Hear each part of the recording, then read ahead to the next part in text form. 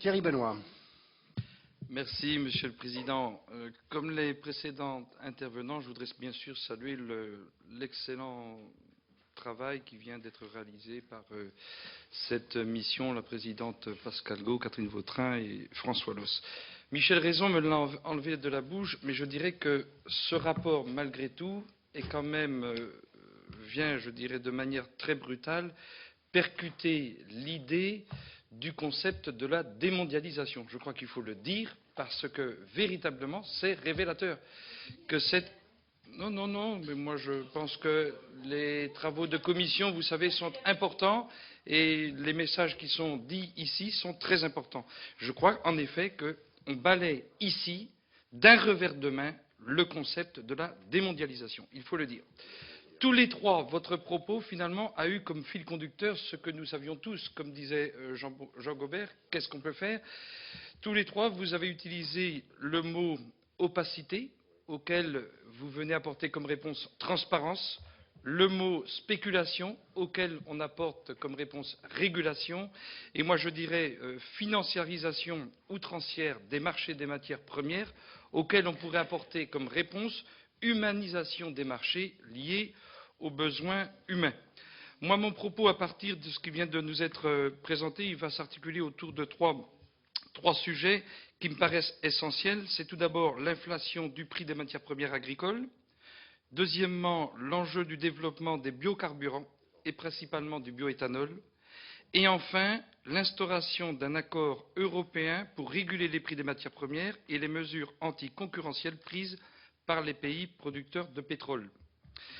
Donc, pour ce qui concerne les matières premières agricoles, donc, vous évoquez bien qu'à l'échelle mondiale, c'est principalement les catastrophes climatiques, mais aussi la spéculation qui vient finalement déréguler le prix des marchés agricoles. Et donc on voit bien que les pays qui ont du mal à s'en sortir, eh bien ce sont les pays en voie de développement, puisque les pays développés peuvent faire face, eux, aux augmentations tarifaires des matières premières agricoles. Il me semble intéressant de considérer aujourd'hui, par exemple, les moyens d'action dont dispose l'Europe pour plafonner les prix des matières premières agricoles, vitales, lors des périodes de ralentissement des productions, afin de pallier aux problèmes de famine dans les pays en développement.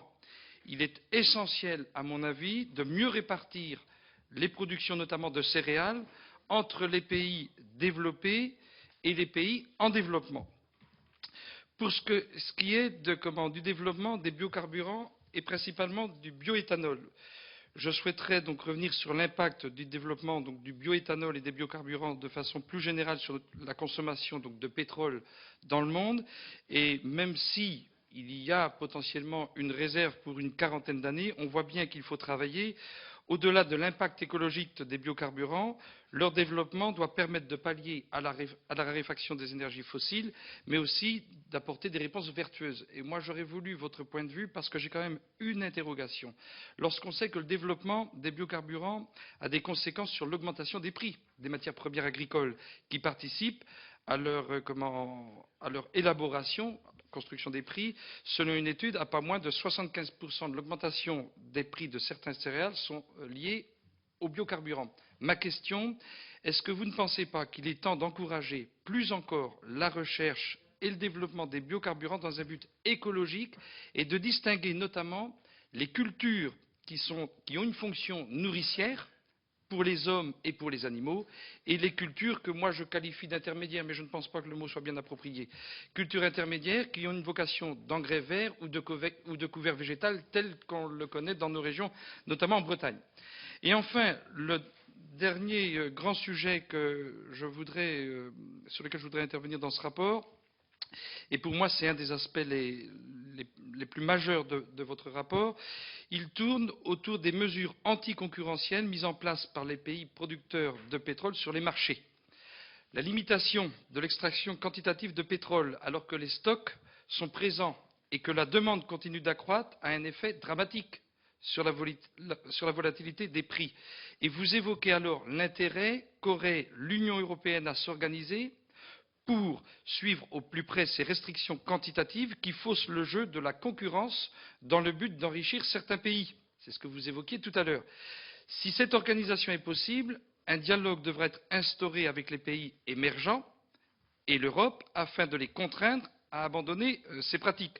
La mise en place d'une véritable politique des matières premières et essentiellement du pétrole est nécessaire au sein de l'Union européenne si l'on souhaite faire face à certaines organisations mondiales telles que l'OPEP qui exercent à l'heure actuelle un pouvoir influent sur la formation des prix.